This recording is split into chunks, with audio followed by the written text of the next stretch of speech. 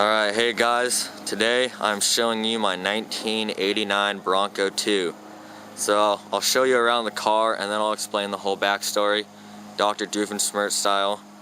So first off, you got the sweet matte black paint job with some awesome flames on it, done by my uncle, pretty much freehand, which is so amazing.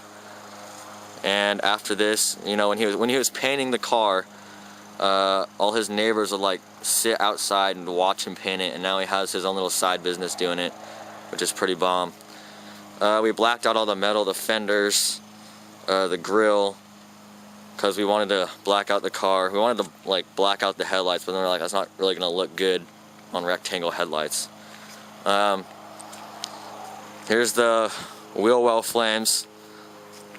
They are not like the normal flames you see on normal cars on the road that look like just stickers, or they are stickers.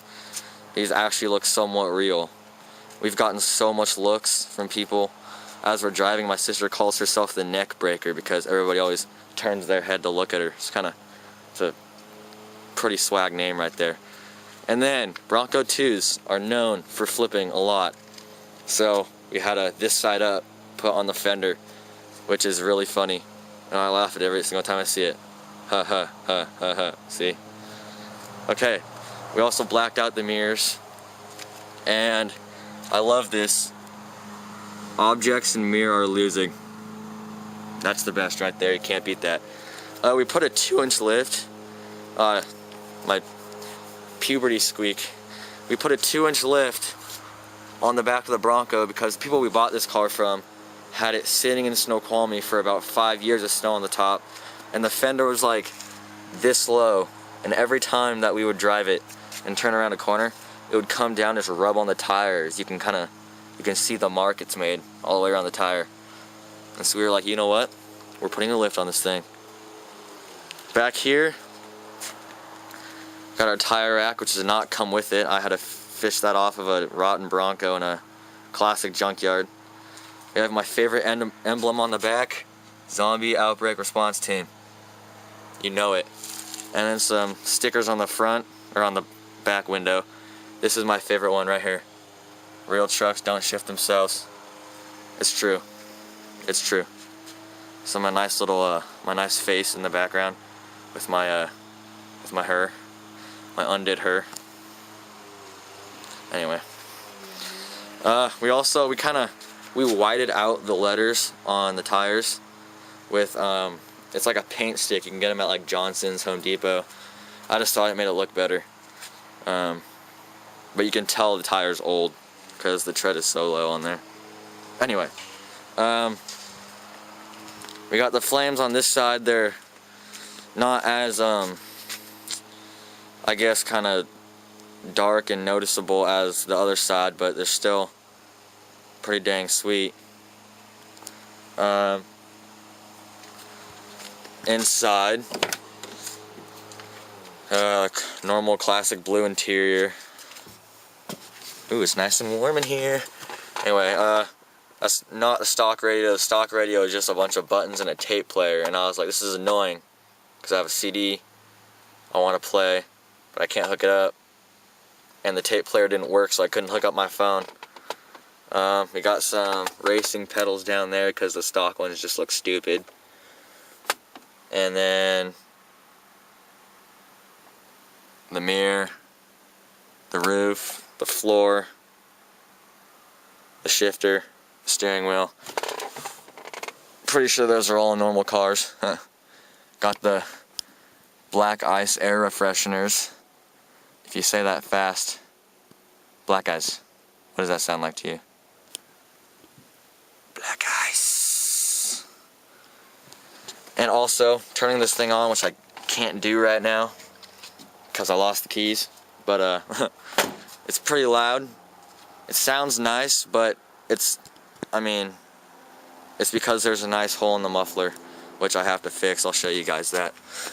I'll show you guys that nice hole in the muffler right there. Oh yeah, look at that. It's actually a pretty solid sound, but when people are like, dude, what do you got under there? I go, nice hole in the muffler, yo.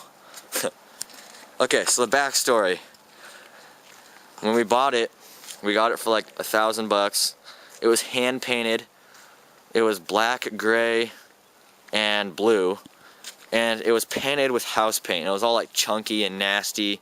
And so we brought it home, and during Christmas break, when we got off school, we spent like, I would like to say like about 60 hours sanding this whole entire thing down.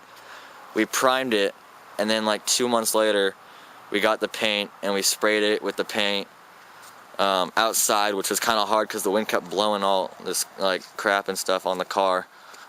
But yeah, I mean, and so then we had my uncle. My uncle's like, dude, I can paint some sweet flames on there. And I was like, man, I don't want it to look like those cartoon flames you see, you know? But then he took a picture of it when he was done, and I was like, oh dang, I'm glad I chose him. He did a nice paint job for free too. It's like a $2,000 paint job. And also, the visor was not stock. I found that at the junkyard on a Ranger. Because Rangers and Bronco 2s, if you didn't know, are built on the same frame. And they're pretty much exactly the same, except for Rangers are trucks. This is more of an SUV. I mean, you can always cut the back off and make it look like a truck, but Rangers and Bronco 2s in the same year range, you can, if you're looking for parts for either one of those, you can get the same parts, or the parts are the same. The same with some Explorers, but the frame type is not the same. I learned that the hard way because I bought a brush guard for this thing off of an Explorer. That was the same year, but the frame on those, just a quick tip, underneath the car, the mounting for a brush guard on here are right here. On an Explorer, the mounts are on the side, which is kind of important. And so I brought that home. We're all excited to put it on, and I was like, oh, crud. It went right here. And I was like, that's not going to work. And so we were originally just going to cut it off and weld it to fit, or make some mounts for it to fit right here. But that's just too complicated. So you want to make sure if you're buying a brush guard or something, you check out your frame, you have the measurements, you know which direction the frame is so that it fits and you don't get off the wrong vehicle. So, yeah, that is the Bronco. The sweet looking Bronco that you may or may not have seen before.